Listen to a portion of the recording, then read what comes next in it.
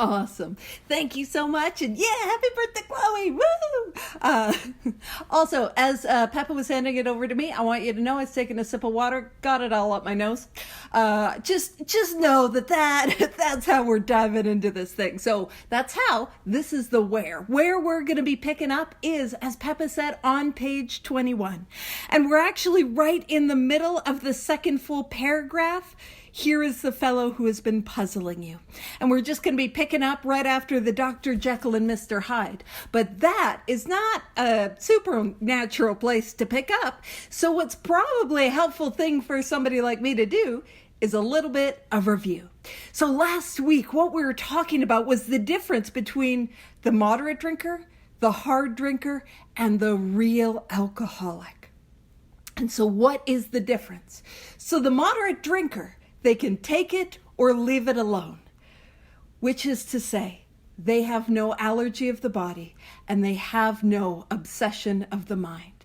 And the metaphor or the example that I was using is those are the people that will get some antibiotics and they don't drink the whole time. They don't stop taking those so that they can drink. You know what I mean? Those people. Alcohol does nothing to them. It does nothing for them. Another way to look at it is that's kind of how I interact with soda or pop or cola or Coke, depending on where you live in the world and what it's called. Iron Brew for the people in Scotland, although I know I pronounced that wrong and I will be hearing about that later. I will take all pronunciation complaints at any time. I won't even make you do a carrier pigeon. I'll just accept those. Alrighty. And so that's my experience is like I'll go out, if I'm going out to a restaurant, I'll usually get a soda. I'll get some pop, but I don't typically have it at home. If for whatever reason I wasn't able to have it, I mean, to be fair, I don't like it when you tell me what I can and cannot do, but it's not a big deal for me. You know what I mean? I don't regularly drink it. I don't have it in the house, but I'll go and get it if I'm at a restaurant or that sort of thing. So how I react to soda, to pop, is how a lot of people react to alcohol. It does nothing to them. It does nothing for them. They do not have the allergy. They do not have the obsession.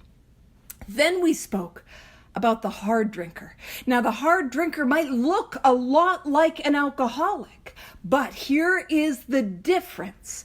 If a sufficiently strong reason, and some of the ones that are given, ill health, falling in love, change of environment, warning of a doctor, if that comes into play, they are either able to stop their drinking altogether. And I mean altogether. I don't mean I stopped for 3 days altogether. Nah, because your brain's like my brain and you're thinking like, hey, I stopped altogether for like a whole 30 days. That's not what we're talking about. Stop altogether or moderate their drinking. So if you're here today and you're like, nope, I'm definitely a hard drinker. I'm not that real alcoholic that you're going to describe here in a bit. That's not me. Well, I'll just point out what we can do is we can hold our experience up to the light of this book. And we can ask ourselves, have we had any reasons to stop our drinking or moderate our drinking that should have been sufficiently strong and weren't? Did I ever fall in love? Or fall in lust? Those are different, but same. Same, we'll sort it out in inventory. Have I ever done a geographic? Have I ever gone to therapy, to treatment, to detox? Have I ever had any reason, a doctor, an emergency room, a psych ward visit? Have I had any experiences where if it was chili peppers that did it to me, that I would stop having chili peppers? Now, I use that because I'm allergic to peppers and onions. And let me tell you, I swear those off, no problem. You know what I'm saying? So have we had any reasons why we should either start moderating our drinking or stop drinking altogether? And did our experience with those illustrate that that wasn't something that we could do? And then we spoke about the real alcoholic. Now, what is important about that first paragraph that dives into the real alcoholic is that we might have started as a moderate drinker. There might have been a time where we were a hard drinker. And a lot of times people refer to the invisible line, where an invisible line was crossed, and now what is our lived experience? That I have no control once I start, and I have no choice. That when I want to stay sober, I cannot.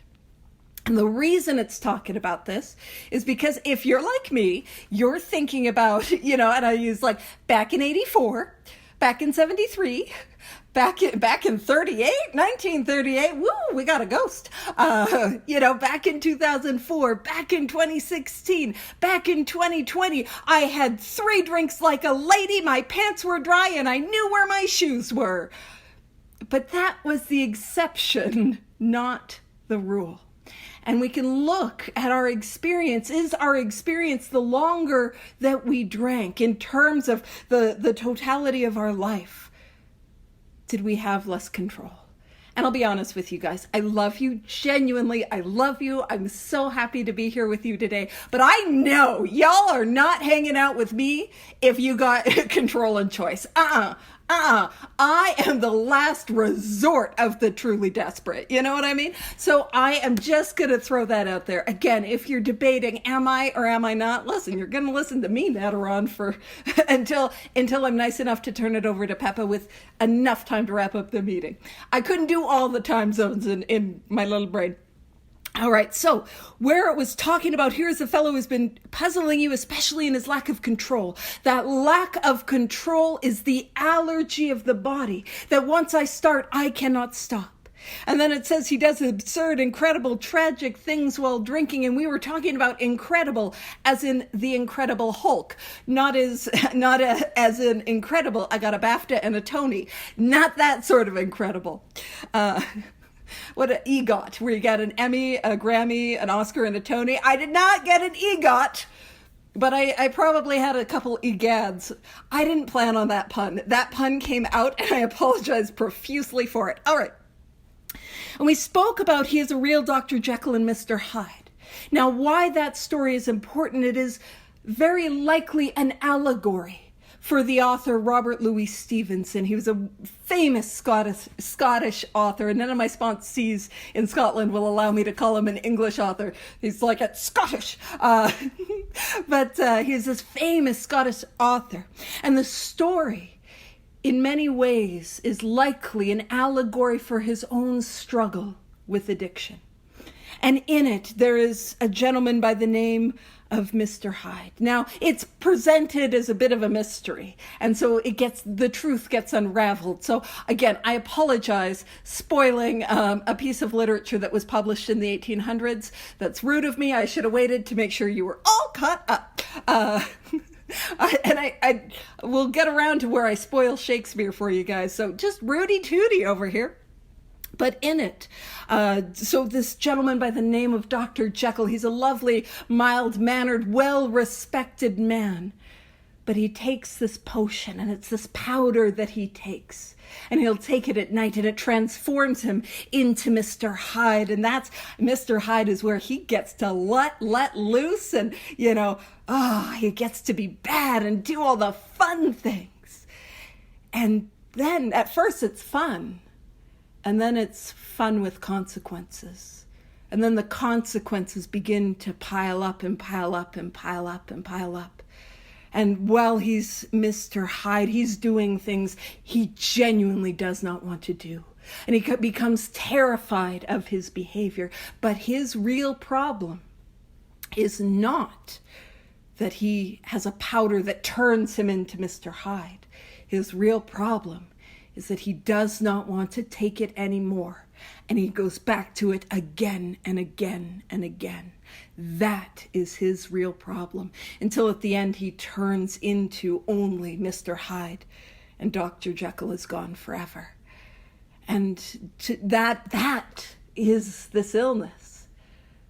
That lack of control, but more importantly, that lack of choice. And I spoke about this last week, but I like fun facts. So, he's not a doctor. I always want to say doctor. I think he should get an honorary doctorate, apparently. But Robert Louis Stevenson, his grandfather designed lighthouses. And every single lighthouse in Scotland was designed by Robert Louis Stevenson's grandfather. And it's a beautiful metaphor because I show up to Alcoholics Anonymous as Dr. Jekyll and Mr. Hyde. And the transformational process that gets to happen to somebody like me is I get to become the lighthouse. You see, that lighthouse is shining this light to show where safe passage, to show where is the way out in those dangerous, this tumultuous waters. I get to be that light for those that are in the darkness. And dare I say, we get to be the light for those that are in the darkness. So that's what we spoke about last week. Only 10 minutes of review. That's not bad, right? Thank you, Rob. That was a very generous double thumbs up. I'll take it, though. Thank you.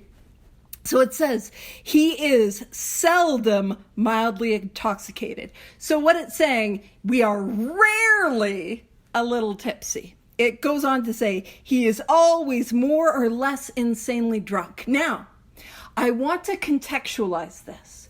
When drinking, is that my experience? Because if you're somebody like me and you were binging, you're like, but I wasn't drunk 24/7, 365. That's not fully possible. I tried. So when I was drinking, is my experience that rarely was I a little tipsy? Rarely did I stay at that 3-drink glow, or is my experience that more often than not, once I started to drink, I got to this place of insanely drunk.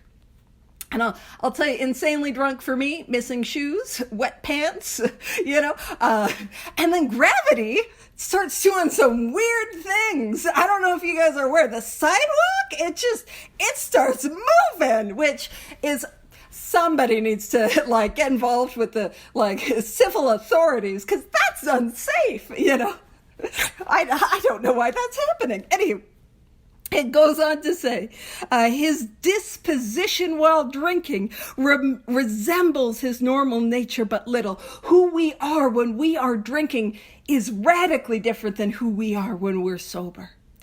It says he may be one of the finest fellows in the world, yet let him drink for a day and he frequently, so often, becomes disgustingly and even dangerously antisocial. And I still remember this. This was reasonably early in COVID, and I was at this meeting in Ontario, and it was a presentation style meeting. They asked if I could hop on, and we were presenting on this part of the book. And I was like, oh, the frequently, disgustingly, and even dangerously antisocial. Now, I shared this story. And I want you to know that sometimes when I talk, I get nods of, yeah, those nods of recognition. I'll just preface this with, I did not a one. So I'm going to tell you this story, and y'all can just judge me. So it was probably around 11 o'clock in the morning. And I had gone to the liquor store, because that's social drinking hours. And listen, let's just assume it was a Wednesday or a Thursday, because that just feels accurate. I don't remember, but it was pretty empty. And I go and I get a bottle of what is known as Axe Head. It's similar to Colt 45, to those that know that. So what I'm saying is very cheap malt liquor with a real high alcohol percentage. I was drinking that, 2 liter of that. And like a lady, I was sitting there drinking that by myself in the parking lot of the liquor store. Again, I want to emphasize, like a lady, just a dignified woman. And it was the day, so not a woman of the night. Anywho, I know it's a different thing. But I drank, and there's a thing that happens to me that sometimes I have feelings that I have suppressed. That'll happen in sobriety too. And I get drunk and the feelings come out. And I was like, you know what I need to do? I need to hurt myself. And I put the glass bottle in a bag, thinking, and I started to smash it in the parking lot so I could get glass to cut myself with. This is where I lost people. And then the liquor store owner came out and starts yelling at me. I'm like, what is his deal? I get it now, by the way. I see it now. And that was my story. And nobody in the room was like, It was a lot of, ooh. So all I'm saying is, Rob, apparently we got some hoity-toity drunks in Ontario. Classy.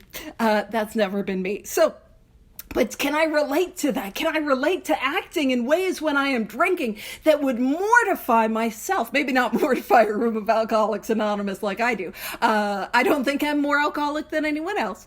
I just think we maybe need to keep me out of parking lots. But do I have that experience where I come to the morning after and I am ashamed at what I did when I was drinking?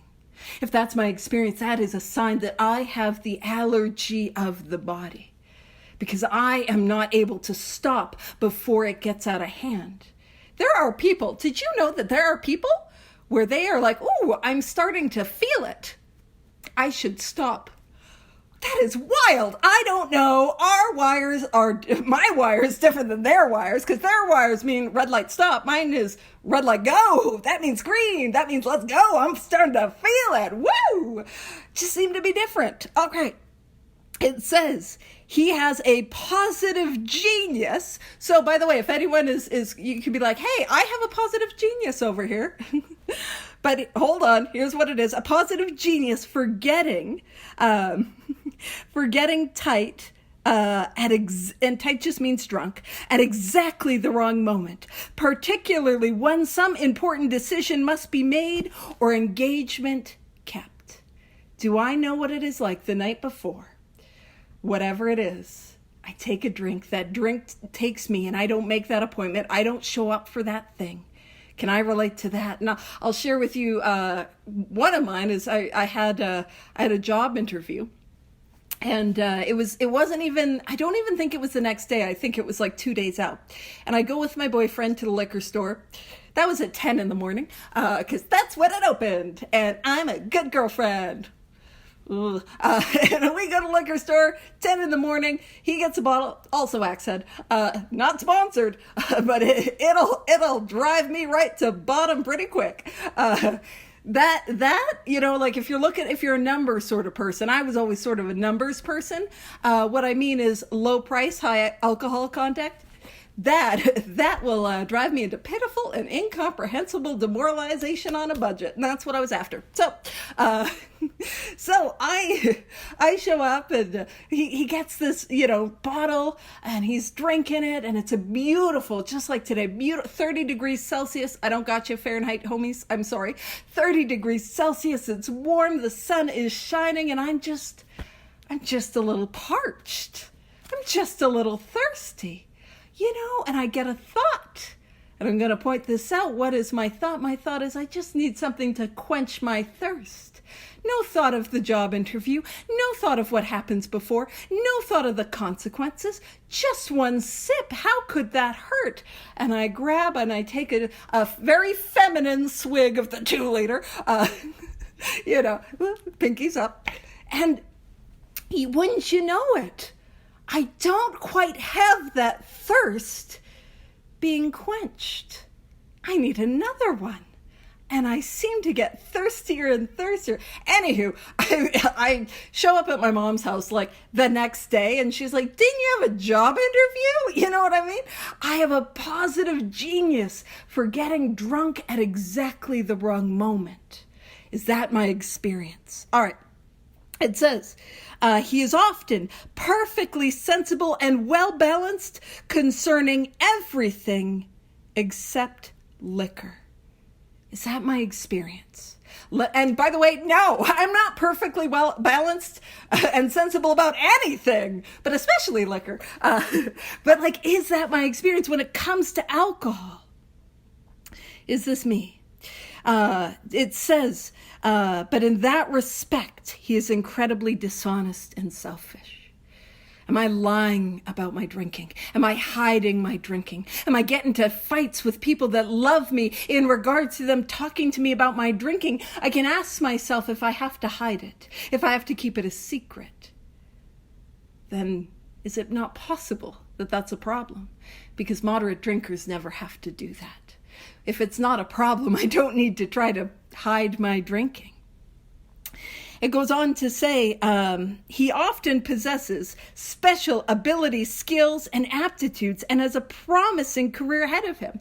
Now, this is one of the only there's like 2 places in the book. This is one of 2 where we get a compliment and we didn't have to do nothing for it. And it's like, oh, yes, I do have special abilities, skills, and aptitudes. How did you know? And I'll be honest, this is where we lose me. I'm like, absolutely not. Never has a promising career ahead of him. Nope. Cannot relate to that. So that wasn't me. But can I relate to this?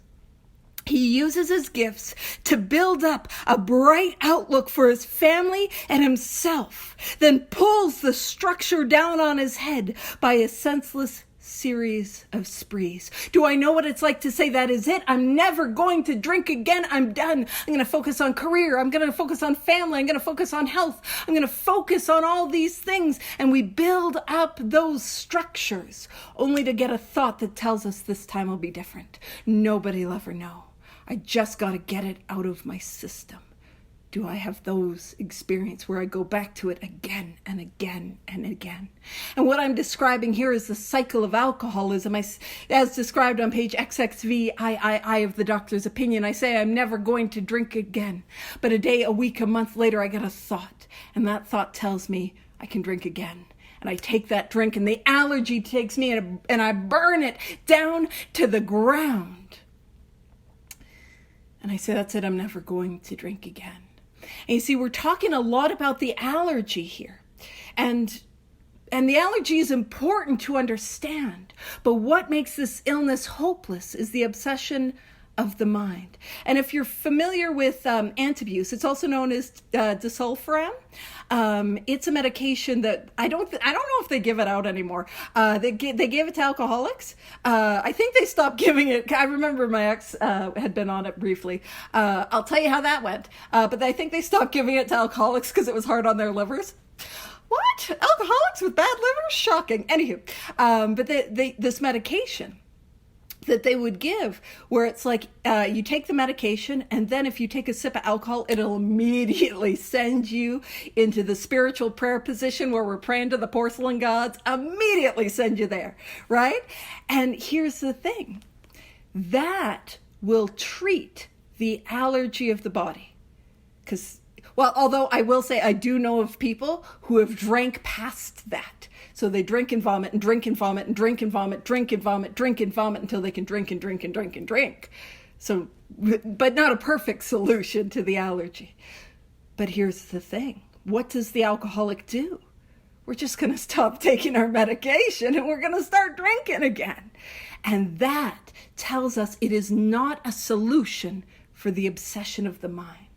The allergy of the body means I can never drink again, but the obsession of the mind means that I will. And that thrusts us into this hopeless position. So it says, here is the fellow who goes to bed so intoxicated he ought to sleep the clock around. So we're talking about the allergy here.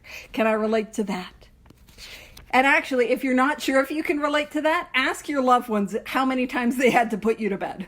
It's worse than a toddler. Seriously, if you've ever tried to put a drunk to bed, you know how a toddler be like, and I need a story, and I need a glass of water, and I need to go to the bathroom, and I need another story. And where do stars come from? Why is the sky blue? What is existence? It's like that with a drunk. Same. Same, and just as many accidents in the bed. All right. So if you're not sure whether that's been you just go ask the loved ones that gently put you to bed again and again and again. All right. So here's a fellow who goes to bed so intoxicated he ought to sleep the clock around. Yet early the next morning he searches madly for the bottle he misplaced the night before. Again, a sign that we have the allergy of the body. Is there anyone here who ever hid alcohol for the morning after? Where we set aside alcohol so we would have some in the morning. Now, if we are setting aside alcohol so we have some in the morning, that is an indication that I've got the allergy, because I, in and of myself, do not have the ability to just moderate and to stop and to cut it off so I have some for tomorrow. And how often did we try to set some aside for the morning after and not make it and drank it all?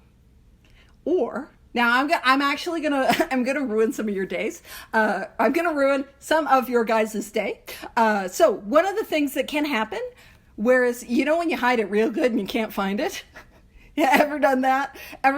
Now that does happen, but I'm just gonna point something out. It is also more likely that we drank it and assumed we misplaced it. I know. Yeah, I know. Just the worst. I'm so sorry to just ruin your day. All right.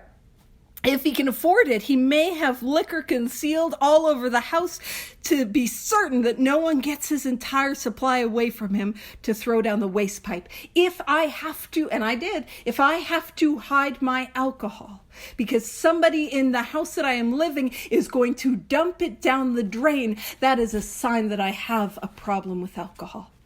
Because they're not doing that with your orange juice. They're not doing that with your 2% milk. They're not doing that with, you know what I mean? If you got a Brita water filter and it's water in the fridge, they're not doing that. You know what I mean? They're doing that because they're scared. And it says, as matters grow worse, he begins to use a combination of high-powered sedatives, a high-powered sedative and liquor to quiet his nerves. So starting to get into those non-conference approved drugs. Starting to get those. And, for some people, it's getting into the downers because given medication to help control alcohol withdrawal and start abusing those as well. I am by a fan, I mean like when I was drinking. If it said may cause drowsiness, do not take with alcohol. Oh, that's a little alcoholic enhancer. Oh, we're just saving money on that, especially if I got it from your medicine cabinet, not mine. Now, some of us go the other way. And I went this way as well. You take a little stimulant. Did you know? You get a little too loosey-goosey, you take a stimulant, you can drink more. And the morning after, you can take a stimulant and it'll do something with the hangover. I want to say help because I believed that it helped. I don't think it helped. Anywho, it just set off that. Anywho, so do I relate to that? And if I don't relate to using those drugs outside, those non-conference approved dry goods, which is drugs, that's okay. But what we're seeing in the description on 21 all the way to 22 of the real alcoholic is a progression. We're seeing it get worse and worse. And if I can relate to the first part of the description of the real alcoholic, it's important for me to understand if I'm not at this last part, I will be if I have alcoholism. So it says, then comes the day he simply cannot make it and gets drunk all over again. Perhaps he goes to a doctor who gives him morphine or some sedative with which to taper off. He then begins to appear at hospital sanitariums, so emergency rooms, psych wards, detoxes, sober living, rehabs. Have I found myself in inpatient facilities? And again, I describe inpatient facilities as the door locks from the inside. You can't get out without an adult, and they make you make your bed. Making your bed is not optional in those. So if I have any experience with that, that's what we're talking about. And so that's the description of the real alcoholic. It says, this is by no means a comprehensive picture of the true alcoholic as our behavior patterns vary. But this description should identify him roughly. And I can look, do I feel roughly identified by that description? Do I feel a little bit called out? Does that sound roughly like me? And if so, that drives us into the hopelessness of this illness. It goes on to say, why does he behave like this? If hundreds of experiences have shown him that one drink means another debacle with all its attendant suffering and humiliation, why is it he takes that one drink? Why can't he stay on the water wagon? Which is to say, why can't he stay sober? What has become of the common sense and willpower he still sometimes displays with other matters? And the truth of it is the obsession of the mind. It is the obsession of the mind that means I cannot stay sober. It is the obsession of the mind that despite all the humiliating experiences, all the evidence that tells me I can't take one drink, I take that first drink. That is the power of the obsession of the mind. And so one of the things I want to point out is when I develop an experiential understanding, not, oh, okay, the obsession of the mind means boop, boop, boop, boop, boop. But when I can say, yes, that's me. I said I wasn't going to drink again, and I drank again. I've been in and out of this thing for a while. Man, I promised my loved one I was going to stay sober, and I drank. When I can see myself in the obsession of the mind, that creates this sense of urgency, this exigency of I've got to quickly get to the solution, because it is not a matter of if I drink again, but when I will drink again. And a lot of times we hear it's not a race. And I for a long time, I'm like, no, it's not a race, but it is. But no, full on, I'm going to own it. It's a race. It's a race. Absolutely, it's a race. But I'm not racing you. I am racing the inevitability of the first drink. And we'll talk about that with props and visuals and in the next chapter, which we'll get to when we get to. But it goes on to say, and so the thrust of this is the why. The why. It says, perhaps there will never be a full answer to these questions.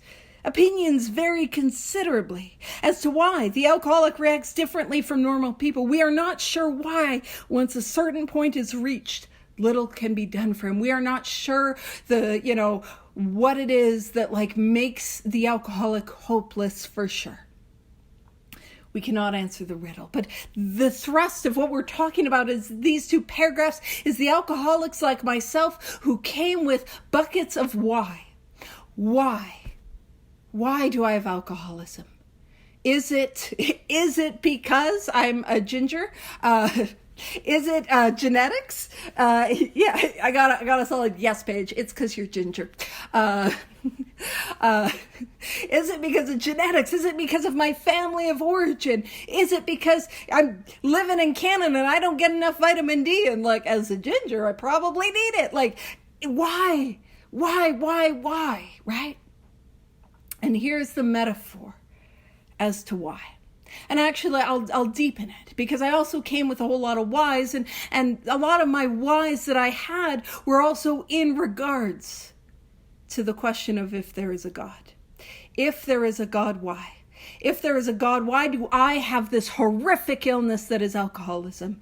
If there is a God, why are there people who I love and care about who suffer from this illness? If there is a God, why did some of these things happen to me when I was young? Why did some of these things happen to me when I was in my alcoholism? And if there is a God, why did some of these awful things happen to me when I was sober? Why? And what I cannot do is I cannot answer your why, but I can share with you how I got the answer to all of my whys. And it kicks off with a metaphor. And the metaphor is that I'm lost in the desert.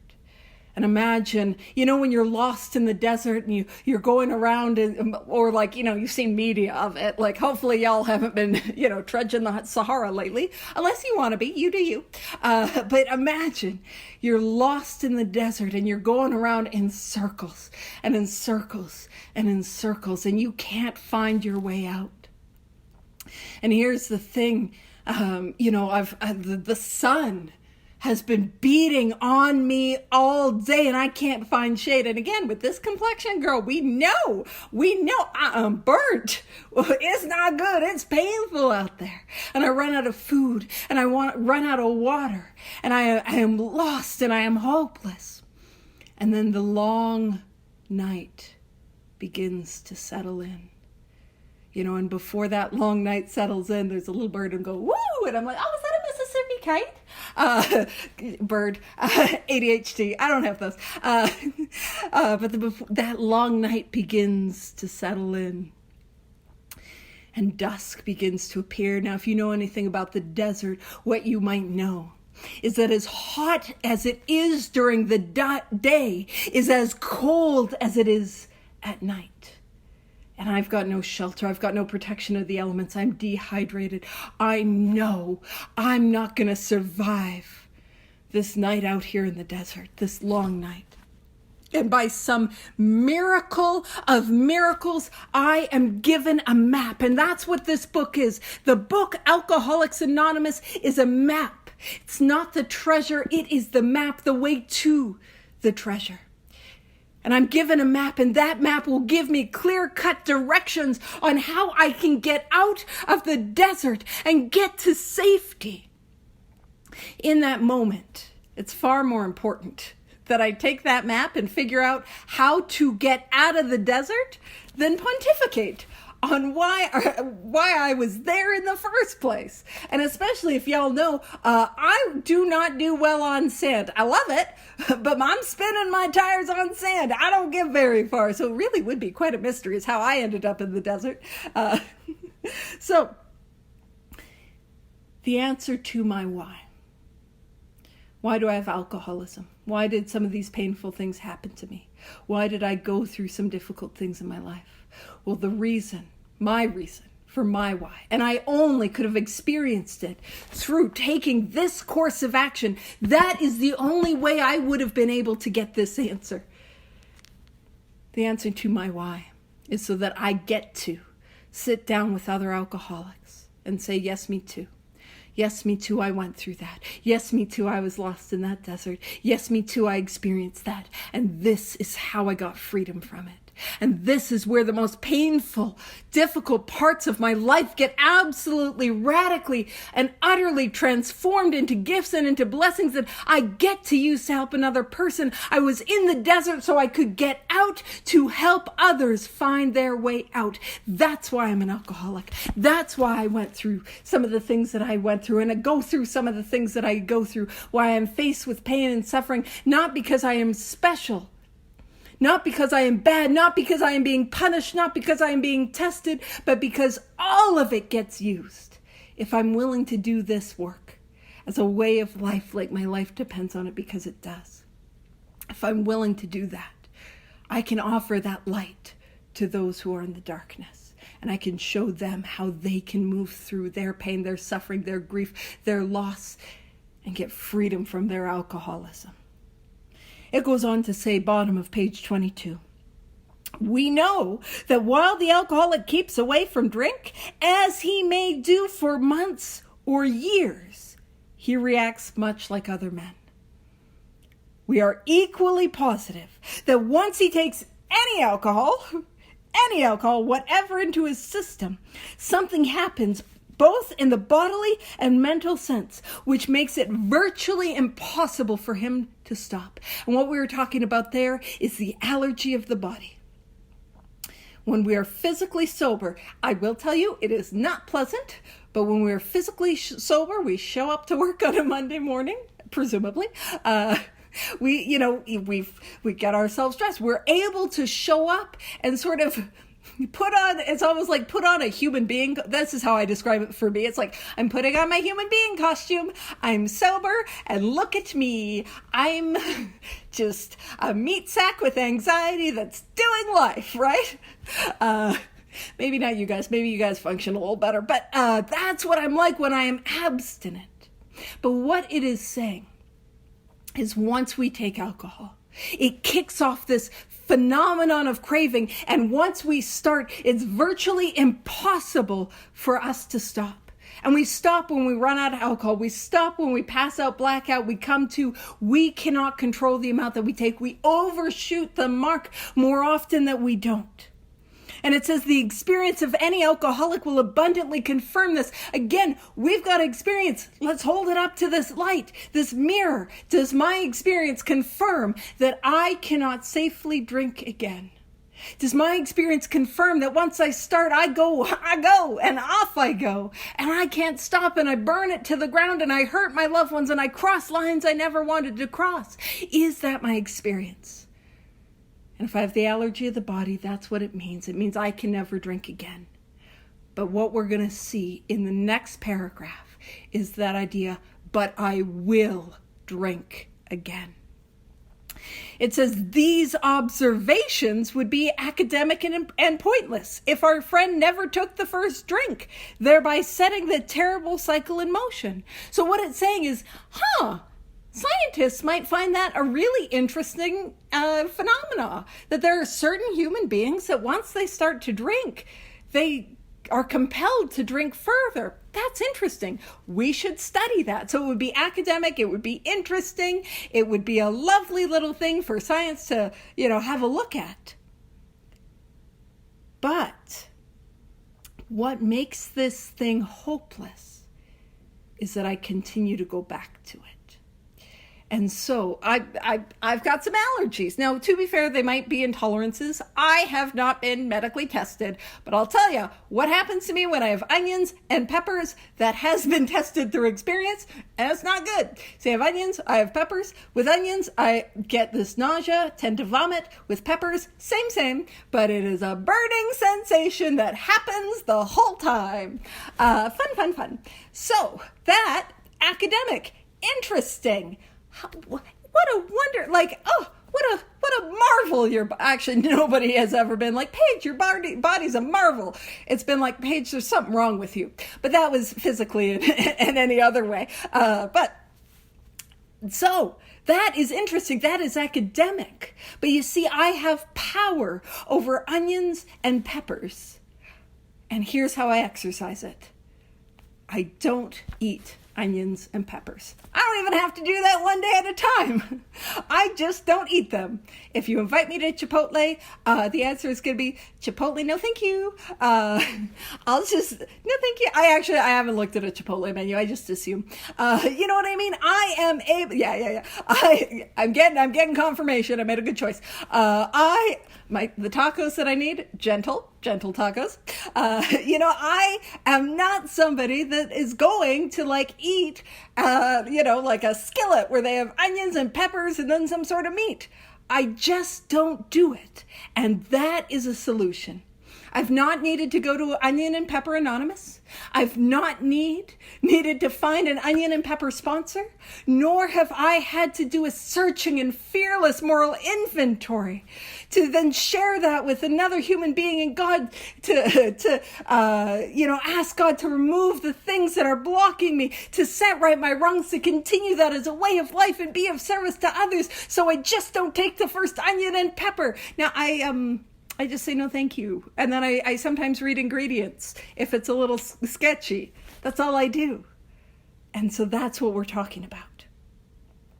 So it would be academic and pointless if we had no obsession of the mind, if we had power over the first drink. But I do not have power over the first drink, which is to say, I will drink again. So it goes on to say, therefore, the main problem of the alcoholic centers in his mind rather than in his body. That's an important line. My main problem as an alcoholic is not the allergy of the body. It is the obsession of the mind, because that's what takes me back again and again and again to the first drink, which sets off the allergy of the body. And this is the power of the obsession of the mind. It says, if you ask him why he started on that last bender, the chances are he will offer you any one of 100 alibis. Sometimes these excuses have a certain plausibility, but none of them really make sense in the light of the havoc an alcoholic's drinking bout creates. So there are some times I can share with you some stuff that happened to me. And I can say, man, I'm going through it. I am having a hard time. Man, if you were feeling the way that I was feeling, you would have to drink too. And it seems plausible. But if you look at the wreckage of my life that is caused by my drinking, it is worse than the thing that I am drinking at. If it's work stress, family stress, life stress, trauma, I am drinking at that, but the consequences are worse. It doesn't really make sense in light of the horrors that happen because I cannot control my drinking. And then I am remiss because I really should have. I made a little diagram of this next thing, but I think I forgot. I definitely forgot to bring it up. Rob might have it. He might not. And if he doesn't, that's okay. No, it's the hammer thing. All right. No, I'll see if I can bring it up. So it says, it goes on to say, they sound like the philosophy of of the man who, having a headache, beats himself on the head with a hammer so he cannot feel the ache. And this is what I was gonna bring up. It's not actually important. It's just this little thing that I made, which is ye old headache cure. I just thought that was funny and silly. It's got a little hammer, you know? And so like we get the absurdity of that. You know what I mean? We get the absurdity of I have this headache and the treatment that I am using makes the headache worse. The hammer that I'm using, that hammer which is the first drink, that I'm using to treat the pain that I'm in, it makes it worse. And we can see that. And yet we go back to it. And so, what we're going to do in Alcoholics Anonymous, the purpose of the 12 steps, what the spiritual awakening does, is it treats the headache. And if it treats the headache, I don't have the obsession of the mind that tells me to reach for the hammer. And if I don't have the obsession of the mind to reach for a hammer, I'm not giving myself a concussion. And you'll be surprised, you won't be, to know that I've had several of those in my lifetime. Genuinely, I have. And genuinely, I know you're not. I know you guys are like, we know, girl. We know. Oh, how many fingers are we holding up? So, it says, if you draw this fallacious, which is to say false, reasoning to the attention of an alcoholic, he'll laugh it off. Oh, yeah. So it's like, false, crazy, senseless. Or become irritated and refuse to talk. So we'll either dismiss it or we'll become irritated because I don't feel like I can give up that which is the only thing that resembles some sort of relief. Can I relate to being defensive about my drinking? Can I relate to getting my hackles up or just trying to make a joke when people are trying to confront me about the consequences of my illness that is alcoholism? Does that sound like me? And so next week we're going to get into the next paragraph because I time it about as well as I do anything. And we're going to talk about, again, reiterating, restating, smashing home, maybe with a hammer, but not to the head. Just my little hammer metaphor.